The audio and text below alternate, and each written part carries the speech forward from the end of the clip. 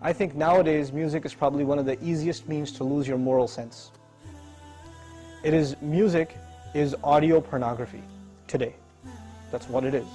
It's explicit, it's shameless, it's vulgar, it takes your sense of humanity away from you, it makes you look at women as objects, worse than animals. Just as, and these people are talking about women like they're talking about, an animal, really.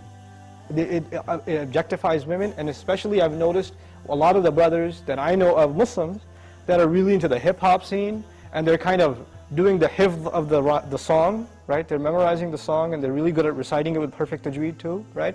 And so they do that, and it's just horrible language, horrible, horrific language.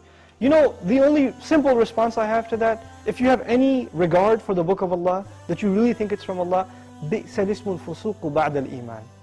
Even the name, the mention, the word for something bad is terrible once you have faith. Even the mention of something terrible is horrible for you, it's harmful for you after you have faith. You have to have a clean tongue. You have to say what قُلْ لِعِبَادِي يَقُولْ الَّتِي هِيَ أَحْسَنُ. Tell my slaves to say that which is the best. Say what is the best. Say good things from your mouth. So this is the first thing. When you say horrible things and you say things that are in direct contradiction to the moral gauge Allah gifted us with, then obviously you're deviating from your natural fitrah, your predisposition to turn to Allah. And when you constantly listen to garbage like that, then you get deviated. And you don't find pleasure except in disobedience to Allah, and that's a sign of a sick heart. So one has to distance themselves from this. This is the first step. And I'll tell you, this is my personal measure, this is not a fatwa, it's my personal analysis, you don't have to take it.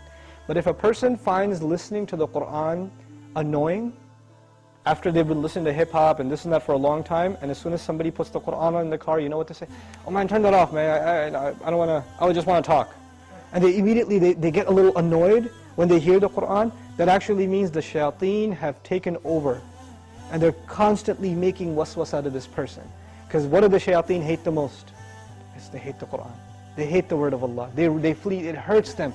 So you know what they do? Because this person has let the shayateen, the devils, into his heart, they start pinching at his heart when he hears Qur'an, and he says, I don't want to hear this. Right? It's like surgery, it's like pulling a tooth for this person. This happens. When you try to give this person a reminder from Allah's word, they get annoyed by it, like agitated, like an allergic reaction. Why? Because they've let the shayateen in. To let them out, the first thing you got to do is stop supplying them with fuel. This is fuel. This useless wasting of time, this is fuel for shaitan. They love that you waste your time. They love it.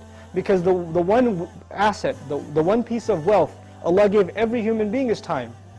And what is music and TV and YouTube and Facebook and MySpace and like Twitter and whatever else? If you're spending hours and hours and hours on this stuff, what is it except destroying your time? It's taking that one asset away from you. Shaitan would love nothing more. May Allah subhanahu wa ta'ala give you the strength to get away from these temptations. My advice that I keep going over, I can't get enough of giving this advice, find better friends. Find company that is not into these things and try to spend more time with them, and inshallah you'll wean yourself off of these habits. Bi-idhnillah.